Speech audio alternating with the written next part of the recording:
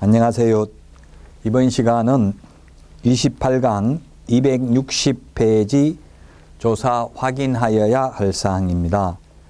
조사 확인하여야 할 사항이 9가지가 있죠. 조사 확인해야 될 거 9가지 한 번 더 보고요. 기권, 가공, 가공상태, 환지세,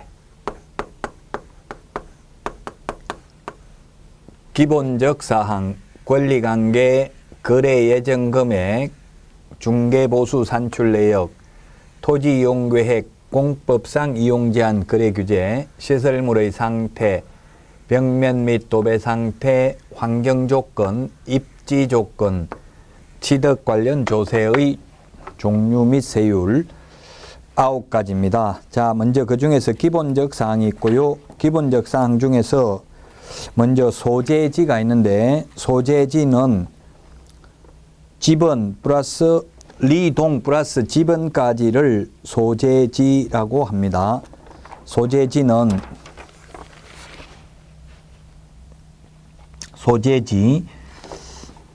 먼저 소재지가 있는데, 소재지는 리동에다가, 소재는 리동이죠. 면에는 리고 시에는 동인데, 여기에 지번까지를 소재지라고 합니다. 자, 소재지는 리동 플러스 지번까지 하면 되는데, 만약에 단독주택은 지번까지만 기재하면 됩니다. 그러나 공동주택은 동호수까지 기재해야 됩니다. 단독주택이 단독, 다중, 다가구, 총리, 공관이 있습니다. 이런 것들은 지번까지만 적으면 되고요. 공동주택, 아파트, 연립, 다세대, 기숙사가 있는데, 이 다세대는 공동주택입니다. 그래서 동호수까지 정확하게 조사 확인을 해야 되고요. 다중이나 다가구, 이건 단독주택이니까 지번까지만 설명하면 됩니다. 단다, 다공, 아연, 다기. 그래서 같이 한 번 더 암기해 봅시다. 단다, 다공, 아연, 다기. 다중이나 다가구는 단독주택이니까 지번까지만 적으면 됩니다. 자, 그 다음에 면적은 미터법입니다.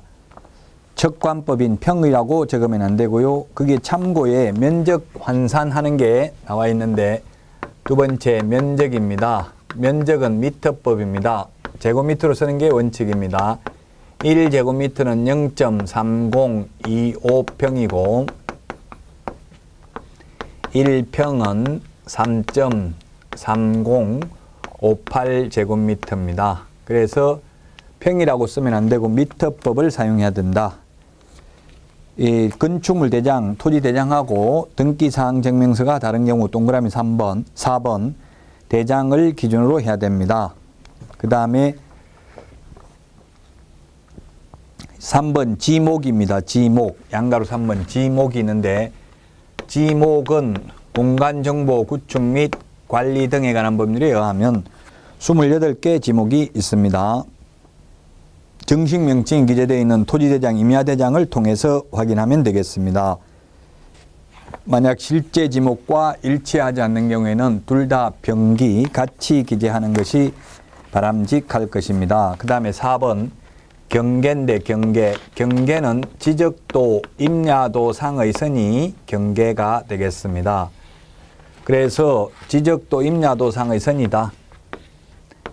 1번지, 2번지, 3번지, 4번지가 있으면 4번지의 경계는 바로 이 지적도, 임야도 상의 선이 경계가 되겠습니다. 자, 그래서 동그라미 2번에 보면 경계는 지적도, 임야도에 의하여 확인을 하고 현장 답사를 통해서 불법 점유 여부를 확인한다. 그 다음에 동그라미 3번 도면상의 경계와 실제 경계가 불일치하는 경우에는 지상물의 위치 등을 파악하여 이를 확인하고 일치하지 않는 경우에는 공부상 경계를 기준으로 하고 그 사실을 병기해야 된다. 즉 현실적인 담장이 중요한 게 아니라 지적도, 임야도가 중요하다는 이야기고요. 지적도 임야도상의 선이 중요하고요. 다만 실제 경계 확인 청량을 했다면 청량한 게 우선입니다. 5번 지형과 지세입니다. 지형과 지세. 지형은 땅이 생긴 모양입니다. 땅이 생긴 모양, 형태, 지세, 기울기, 경사도입니다. 지세, 기울기, 경사도를 지세라고 하는데, 자, 지형은 땅이 생긴 모양은 지적도, 임야도를 통해서 확인할 수 있습니다. 그러나 지세, 기울기, 경사도는 등고선이 표시되어 있는 지형 도면을 통해서 확인하거나 또는 현장 답사를 통해서 확인해야 됩니다. 자, 그 다음에 6번 그 밖의 건축물에 관한 기본적 사항으로서 건물의 구조, 지붕 구조, 건축 연도, 건축물의 방향 등이 있는데 이 중에서 건축물 대장으로 확인할 수 없는 것은 방향입니다. 방향은 현장 답사를 통해서 확인해야 됩니다. 자, 그 다음에 263 건축물의 용도는 29가지가 있는데 역시 건축물 대장을 통해서 확인하면 되겠습니다.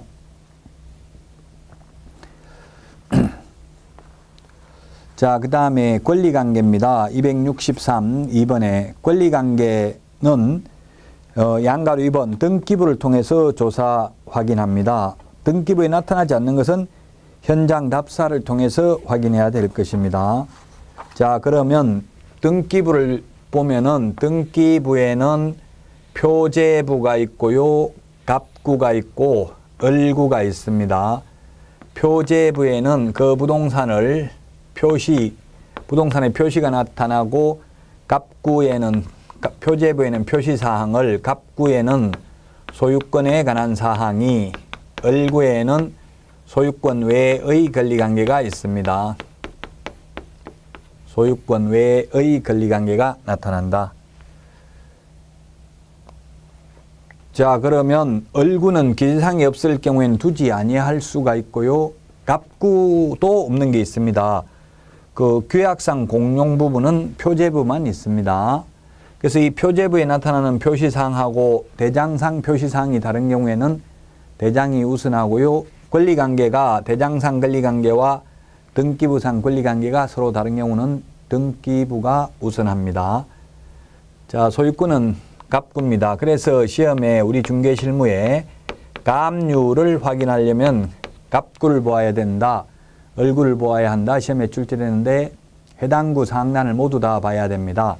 소유권에 대한 가압류는 갑구, 소유권의 전세권 가압류는 을구를 봐야 됩니다. 자, 그 다음에 동순, 별접 이런 말이 있습니다. 동구는 순위번호, 별구는 갑구, 을구 서로 구가 다른 경우에는 접수번호입니다. 같은 동구에서는 순위번호, 구가 다른 별구에서는 접수번호가 우선합니다. 권리 순서에 있어서 동구는 순위번호, 별구는 접수번호. 그래서 동순, 별접 이렇게 보시면 되겠습니다. 자, 그 다음에 우리 교재 265페이지 양가로 8번 건저당이 설정되어 있는 경우에는 채권 최고 금액만 설명하면 됩니다. 그런데 현재 피담보 채무액은 설명을 안 해도 되는데 만약에 잘못 설명하여 의뢰인에게 재산상 손해가 발생했다면 그 손해를 배상하여야 한다는 게 판례입니다. 자, 그 다음에 양가로 9번 현장 답사는 등기부에 나타나지 않는 것들을 확인하면 됩니다. 그래서 양가로 10번에 법정지상권이 있습니다. 법정지상권이란 토지와 건물이 동일 소유에 속하고 있었으나 어떤 사정으로 인하여 각각 그 소유자를 달리한 경우 건물 소유자에게 그 건물의 사용을 위한 토지의 지상권을 건물의 사용을 위한 토지의 지상권을 법률상 당연히 인정하는 것을 법정지상권이라고 합니다. 266페이지에 보면 법정지상권이 5가지가 있는데 대표적으로 민법 366조 하나만 보면요.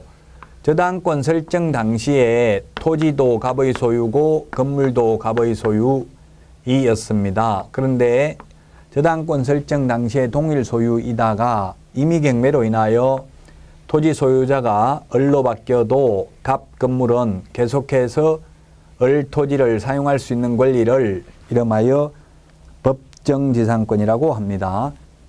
자, 그래서 법정지상권도 설명을 해야 되고요. 이제 우리 민법에 보면, 민법 185조에 보면 물권은 법률이나 관습법에 의하지 아니하고는 임의로 창설할 수 없습니다. 그러면 이 민법의 물권은 8가지가 있습니다. 점유권, 소유권, 지상권, 지역권, 전세권, 유치권, 질권, 저당권이 있고요. 이게 법률에 있는 거고요. 관습법상 인정되는 부동산에 관한 물권이 이름하여 법정지상권과 분묘기지권 딱 2개가 있습니다. 근데 법정지상권은 민법 시험에 많이 출제되고요. 분묘기지권은 공인중개사법에 오히려 많이 출제가 되었습니다. 자, 그래서 분묘기지권을 보면은 1번 어의를 보면 분묘기지권이란 조상숭배의 전통적인 윤리관에 따라서 분묘의 수호와 봉사를 위해서 판례가 관습법상 특수지상권, 즉 특수지역권이 아니라 특수지상권입니다. 지상권에 유사한 물건으로 인정하는 제도입니다. 따라서 임야 매매를 중개하는 경우 개업공개사가 가장 주의해야 될 것이 바로 분묘기지권입니다. 동그라미 2번 분묘기지권을 취득하는 방법이 기역, 니은, 디귿 3가지가 있습니다. 첫 번째는 남의 땅에다가 주인 동의를 받고 분묘를 설치하는 경우가 있고요. 두 번째는 남의 땅에 주인 동의를 받지 않고 분묘를 설치했다 하더라도 20년간 평온공연하게 그 분묘기지를 점유하고 봉제사했을 때 분묘기지권을 시효취득을 합니다. 이렇게 시효취득을 하는 경우에도 지료를 지급할 필요가 없다. 무상지료가 원칙이라는 게 판례입니다. 그러면 시효취득이 아닌 동의를 받은 경우, 그 다음에 세 번째 디귿에 있는 것처럼 자기 땅에다가 분묘를 설치하고 땅을 팔면서 분묘를 이장한다 안 한다 아무런 특약이 없을 경우에 분묘기지권이 생기는데, 시효취득을 뺀 나머지의 경우에는 지료를 지급하는 게 원칙입니다. 자, 그 다음에 동그라미 3번 공시방법입니다. 분묘기지권이 인정되려면 등기부에 등기는 되지 않지만 관습법상 공시방법을 갖춰야 된다. 따라서 봉분이 이렇게 올라와 있어야 된다. 위로 부르륵하게. 따라서 평장, 노무현 전 대통령 묘지처럼 평평하게 묻어놓은 경우, 그 다음에 암장, 암매장 밑으로 푹 파고 묻어놓은 경우, 이런 경우에는 분묘기지권이 인정되지 않습니다. 관습법상 이 공시방법, 즉 봉분이 있어야 된다. 봉분. 자, 그 다음에 따라서 평장, 암장도 분묘기지권이 인정되지 않고요. 그 다음에 봉분이 있다 하더라도 가묘, 예장 이런 것들은 분묘기지권이 인정되지 않습니다. 가묘, 가묘, 예장, 명당자리 미리 만들어 놓은 경우가 있죠. 시신, 유골이 없는 경우, 이런 경우는 또한 분묘기지권이 인정되지 않는다. 가묘도 예장이나 가묘나 같은 말입니다. 자, 그 다음에 동그라미 4번 분묘기지권의 범위입니다. 자, 동그라미 4번 분묘기지권의 범위인데 분묘기지에 한한다 X로 출제되었습니다. 분묘기지는 봉분의 기저 부분, 밑바닥 부분, 이것을 분묘기지라고 하는데, 이 분묘기지에 한하는 것이 아니라 분묘기지 주위의 공지를 포함하는 지역에까지 미칩니다. 그래서 앞에 상석이 있고요. 그 다음에 비석이 있고요. 그 다음에 봉분 뒤에 반달 모양으로 둔덕을 조성해 둔 사성이라는 게 있습니다. 그러면 분묘기지권의 효력이 미치는 구체적 범위는 개별적인 묘지를 보고 판단해야 됩니다. 따라서 이 봉분 뒤에 사성이 조성되어 있다 하여 이 사성까지 반드시 분묘기지권의 효력이 미치는 것도 아니고 안 미치는 것도 아니고 사회 통념상 판단해야 된다는 뜻입니다. 미칠 수도 있고 미치지 아니할 수도 있다는 이야기입니다. 동그라미 4번의 세 번째 줄에 보니까 각각 구체적인 경우에 개별적으로 정하여야 할 것인 바 하지만 이렇게 돼 있죠. 그래서 무조건 미친다 안 미친다 말할 수는 없습니다. 동그라미 5번 치료입니다. 치료는 시효 취득하는 경우에도 무상치료가 원칙이고요. 그 다음에 분묘의 존속기간은 봉제사하고 관리하는 한 영구무한이 미칩니다. 그래서 지상권의 최단기 존속기간의 법리가 적용된다 하면 X입니다. 우리 법정지상권은 경고한 건물은 30년, 목조 건물은 15년, 공작물은 5년입니다. 그러나 분묘기지권은 영구무한이 존속된다. 그 다음에 치료는 무상치료는 시효 취득하는 경우에만 무상치료라고 했습니다. 동그라미 6번 존속기간은 영구무한이 존속된다. 자, 그 다음에 우리 교재 267페이지 보겠습니다. 267페이지. 267페이지를 보면은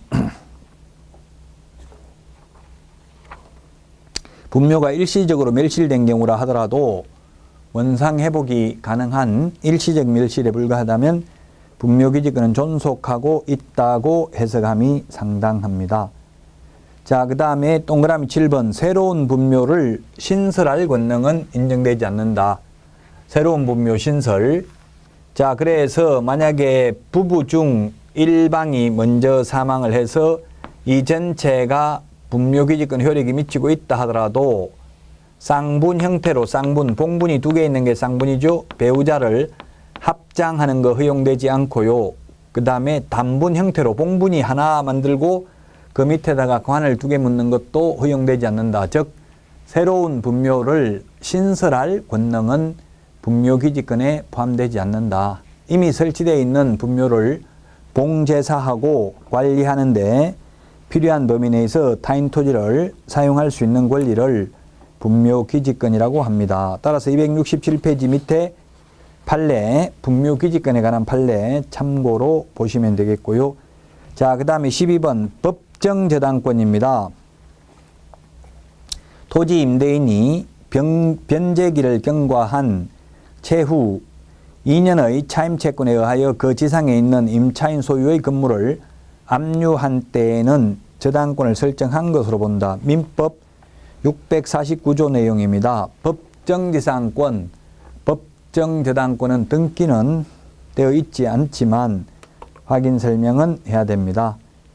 자, 그 다음에 13번 미공시 중요시설 물건의 소유에 관한 사항입니다. 미공시가 여러 가지가 있죠. 정원수, 정원석, 고급 주방기구, 그 다음에 등기 안 된 임차권 등도 설명을 해야 된다는 뜻입니다. 자, 그 다음에 14번 소유재산입니다. 민법에서 소유 형태를 보면은 단독 소유가 있고요. 그 다음에 공동 소유가 있습니다. 공동 소유는 인적 결합 형태에 따라서 공유, 합유, 총유가 있습니다. 공유, 합유, 총유가 있다. 인적 결합 형태가 가장 약한 게 공유입니다. 부부 공동 명의로 등기하는 경우. 합유는 민법상 조합재산 이런 것들이 합유고요. 총유는 종중, 문중, 교회 이런 것처럼 비법인 사단이 소유하는 형태입니다. 법인이 소유하면 법인 단독 소유입니다. 법인이 소유하면 법적으로 사람이 법인입니다. 회사, 즉 삼성물산 주식회사가 우리나라에서 부동산을 가장 많이 소유하고 있는데 법인 단독 소유입니다. 자, 그러면 우리 실무에는 간단한 게 출제됐습니다. 더 깊은 내용은 민법에 따로 시험에 나오니까요. 만약에 그러면 A, B, C가 공유라면은 B 지분만 처분하는 경우에는 다른 공유자 A, C의 동의를 받을 필요가 없습니다. 그러나 이 공유물 전체를 매각하려면 다른 공유자 동의를 받아야 됩니다. 합유인 경우에는 합유 지분만 처분하는 경우에도 다른 합유자의 동의를 받아야 됩니다. 그 다음에 총류의 경우에는 지분이 없기 때문에 사원총회 결의가 있어야 됩니다. 자, 그래서 269페이지 소유재산에 대해서 봤고요. 그 다음에 269페이지 거래 예정금액, 중개보수 산출 내역도 설명해야 된다. 예, 중개보수 산출 내역을 설명해야 되는 이유는 종전에는 중개보수를 받으면 영수증을 교부하고 5년 동안 보존할 의무가 있었는데 지금은 중개보수를 받아도 영수증을 교부할 의무가 없고 보존할 의무도 없습니다. 그래서 중개보수를 초과해서 받을 개연성이 높아졌기 때문에 확인 설명할 때 중개보수 산출 내역을 설명해야 되고 또 확인 설명서에도 중개보수 산출 내역을 기재해야 됩니다. 그리고 당연히 거래 예정금액 시세 설명해야 되겠죠. 왜냐하면 만약에 가령 3억짜리 시세가 3억짜리인데 매도인이 5억에 팔아주십시오 이렇게 하면은 개업공개사들이 의뢰 접수를 받아야 안 받아요? 예, 저도 해보니까 접수는 받더라고요. 받으면서 이거 사장님 3년 안에는 팔리기 힘들겠네요 이렇게 이야기하더라고요. 그 말은 시세보다 비싸다는 이야기죠. 그 만약 시세가 3억인데 5억에 팔아달라고 했으면 매수 의뢰인이 오면 이거 5억입니다 말하면 안 되고 이거는 시세보다 좀 비싸게 내놨습니다. 마음에 드시면 가격 조정을 하셔야 됩니다 하고 알려주어야 합니다. 왜냐하면 국민경제 이바지가 목적이기 때문에 즉 국민재산권보호 공공복리가 해석상의 목적이죠. 명문 규정으로는 국민경제 이바지라고 물론 되어 있습니다. 자, 그래서 시세를 설명해야 된다는 이야기입니다. 거래 예정 가격, 중개보수 산출 내역도 설명을 해야 되고요. 그 다음에 270페이지 토지 이용 계획. 이 중개보수 산출 내역하고 토지 이용 계획은 확인 설명은 하지만 전속 중개계약 시 정보 공개는 하지 않습니다. 공법상 이용제한 거래 규제는 정보 공개도 하고 확인 설명도 합니다. 271페이지에 있는 토지 이용 계획 확인서를 통해서 공법상 이용제한 거래 규제에 관한 사항을 설명하면 됩니다. 자, 그런데 272페이지 주의사항, 유의사항 2번을 보면은 그 철도안전법에 따른 철도보호지구나 그 다음에 학교보건법에 따른 학교환경위생정화구역 등은 토지이용계획 확인서를 통해서 확인하지 못합니다. 그래서 시험에 모든 용도지역지구 구역을 모두 토지이용계획 확인서를 통해서 확인하였다 하면 X입니다. 토지이용계획 확인서에 나타나지 않는 용도지역지구 구역도 10개 정도는 있습니다. 자, 그 다음에 273 공법상 거래 규제가 있는데요. 이건 참고로 보시면 되겠습니다. 산업집적 활성화 및 공장 설립에 관한 법률에 따른 산업단지 관리기관 안에 있는 공장들은 그 입주할 수 있는 기업체에 팔아야 됩니다. 아무한테나 할 수 없도록 하고 있습니다. 이런 것들이 거래 규제다. 자, 그 다음에 273페이지 시설물의 상태, 즉 수도, 전기, 가스, 소방, 열공급 설비 상태 설명해야 된다는 뜻입니다. 그 다음에 274페이지 성강기 배수 및 시설물의 상태, 그 다음에 274페이지 6번 벽면 및 도배 상태, 7번 1조 소음 진동 등 환경 조건, 그 다음에 8번 입지 조건, 그 다음에 9번 275페이지 취득 관련 조세의 종류 및 세율입니다. 확인 설명서에 기재되는 조세는 취득세, 농어촌 특별세, 지방교육세입니다.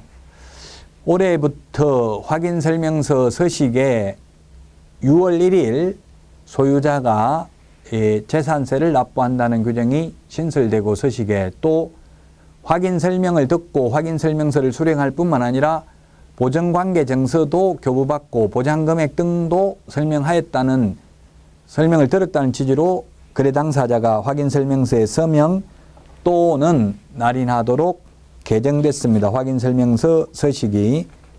자, 지금까지 했던 게 확인설명해야 될 내용 9가지입니다. 다시 한번 보면 그 부동산을 특정 지을 수 있는 소재지, 면적, 지목 등 기본적 사항인데 이 기본적 사항은 대장을 보고 확인 설명하면 되고 권리관계는 등기부를 봐야 되는데 소유권에 관한 사항은 갑구, 소유권 이외의 권리관계는 얼구입니다.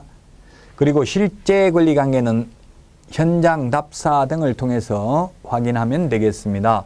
그 다음에 거래 예정 가격, 그 다음에 중개 보수 산출 내역인데 중개 보수 산출 내역은 확인 설명은 하지만 전속 중개계약서에 기재하지는 않습니다.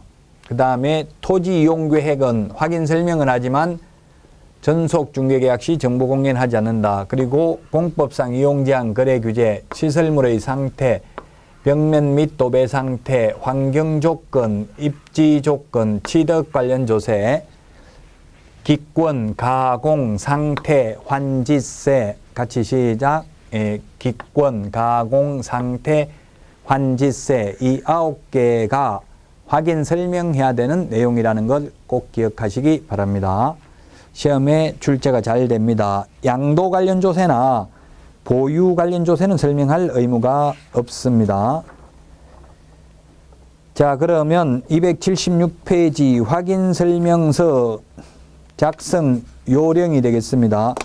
이 확인 설명서 서식에 대해서 한 문제가 잘 출제가 되는데 그럼 직접 서식에 가서 보기로 하고요. 여기에서는 우리 교재 278페이지 이제 문제를 한번 풀어보도록 하겠습니다. 자, 확인 설명서에 기재해야 될 사항, 토지에 대한 확인 설명서 기재할 사항으로 맞는 것은 했습니다. 이런 게 굉장히 어렵습니다. 그래서 확인 설명서 서식이 3가지 서식이 있어요. 4가지가 있어요. 주거용, 비주거용, 토지, 임목, 공장재단, 광업재단 이 4가지 서식이 있는데 사실 토지에 대한 것은 거의 공부를 잘 하지 않거든요. 그래서 이게 굉장히 어려운 문제입니다. 비선호시설, 비선호시설은 1의 서식과 3의 서식, 즉 주거용하고 토지는 비선호시설을 기재해야 됩니다. 그래서 기재해야 될 사항 모두 해당되는 것은 했는데 기억 기재해야 되고요. 일조량 등 환경 조건인데 이런 일조, 소음, 진동, 환경 조건은 1의 서식에만 기재합니다. 그 다음에 관리주체의 유형에 관한 사항도 역시 관리주체는 건물만 관리주체가 있죠. 그래서 주거용과 비주거용만 해당이 됩니다. 자, 그 다음에 공법상 이용 제한, 거래 규제에 관한 사항 이것은 1의 서식, 그 다음에 3의 서식. 공법상 이용 제한, 거래 규제는 기재 사항입니다. 1의 서식, 2의 서식, 3의 서식 모두 기재 사항이 되겠습니다. 자, 그 다음에 아까 관리 주체는 건물에만 해당이 된다고 했죠. 그 다음에 접근성 등 입지 조건도 기재사항에 해당되고요. 따라서 확인 설명서 3의 서식에 해당되는 것이 뭐가 있습니까? 기억하고 그 다음에 리얼, 미엄 3개가 되겠습니다. 확인 설명서 3의 서식에 기재해야 되는 거.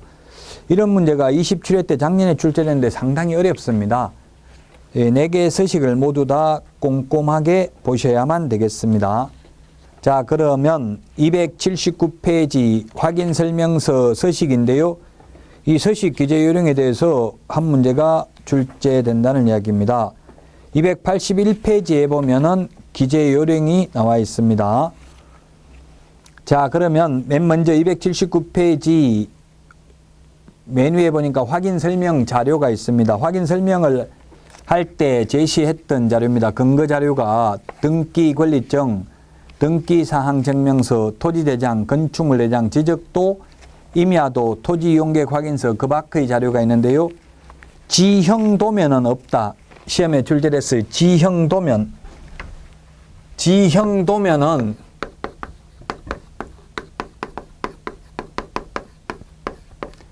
지형도면은 근거 자료로 제시하는 것으로 입법화되어 있지 않습니다. 그 다음에 중개상물 상태에 관한 자료 요구 사항, 상태에 관한 자료 요구를 해서 불응하면 여기에다가 기재를 하면 되겠습니다.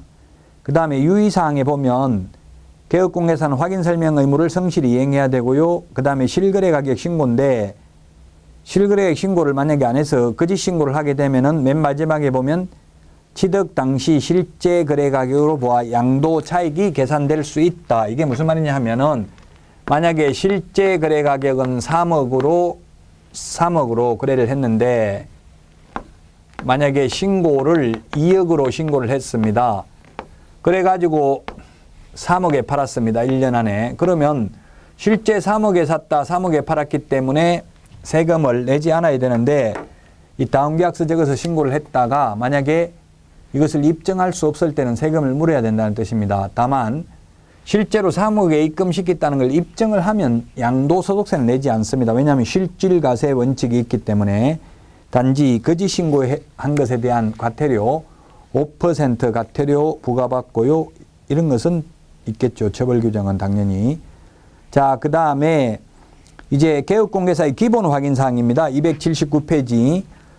기본 확인 사항인지 세부 확인 사항인지 묻는 것들이 있었습니다. 기본 확인 사항은 개업공개사 혼자서 할 수 있는 게 기본 확인 사항입니다. 279페이지는 기본 확인 사항이 있고요. 280페이지 2번에 보면 세부 확인 사항이 있습니다.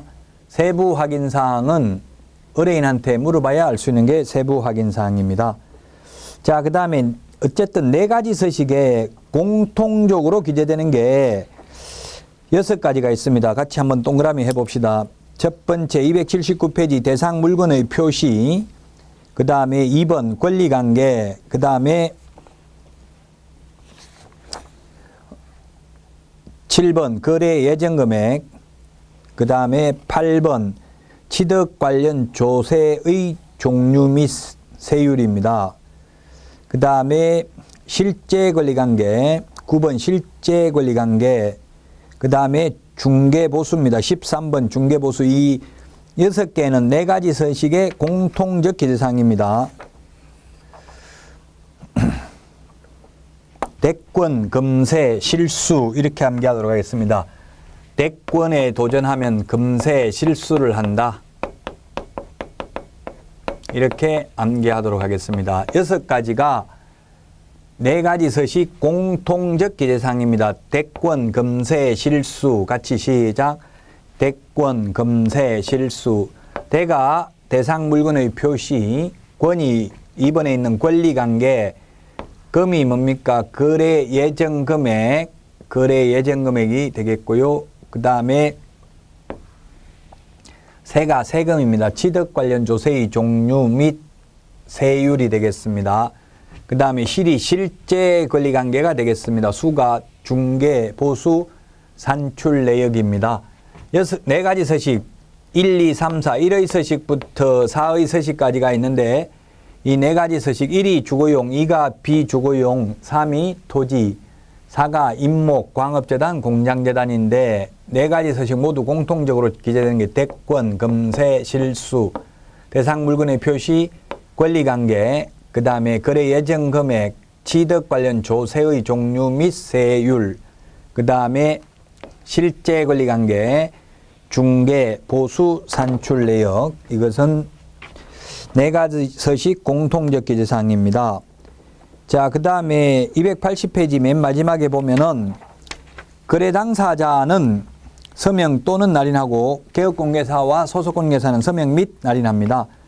그 바로 위에 보면은 새로 신설된 게 뭐냐면은 손해배상 책임 보장에 관한 설명을 듣고 확인 설명서와 같은 법 시행령 제24조 2항에 따른 손해배상 책임 보장 증명 서류를 수령합니다. 이게 신설됐습니다. 물론 옛날에도 당연히 보증관계증서를 교부했지만 버리고 안 받았다 할 수 있기 때문에 여기에다가 이제 받았다는 것을 확실하게 기재하도록 해놨습니다.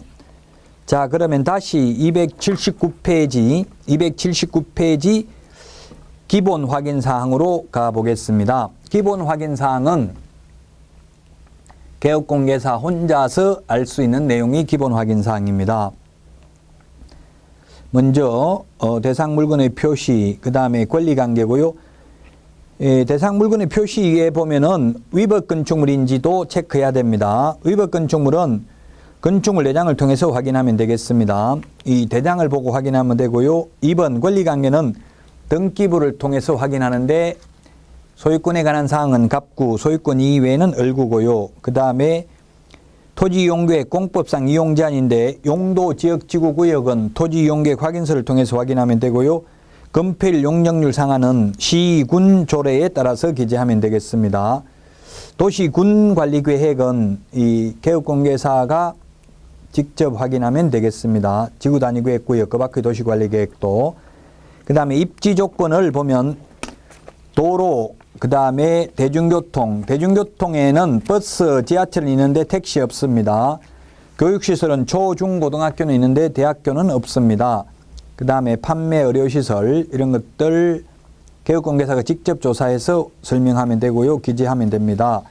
경비실이 있는지 없는지 관리 주체도 개업공개사가 직접 확인할 수 있습니다. 그래서 기본 확인사항이고요. 280페이지 비선호시설 역시 개업공개사가 직접 확인합니다. 거래 예정금액 일종의 시세라고 했습니다.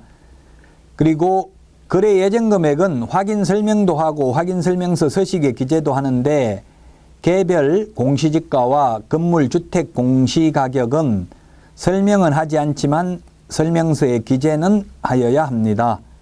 자, 그 다음에 동그라미 8번 취득시 부담할 조세의 종류 및 세율에 취득세, 농어촌 특별세, 지방교육세 3개가 있는데 재산세는 6월 1일 기준 대상 물건 소유자가 납부해야 된다. 이게 2017년에 신설됐습니다. 물론 당연히 옛날부터 6월 1일 날 소유자가 납부하는데 분쟁이 생기니까 이제 확인설명서 서식에 이렇게 기재를 해 놓았습니다.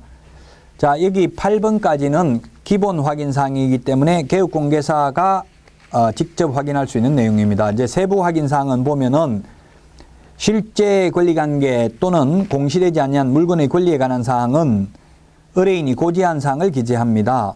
그 다음에 10번에 내외부 시설물의 상태입니다.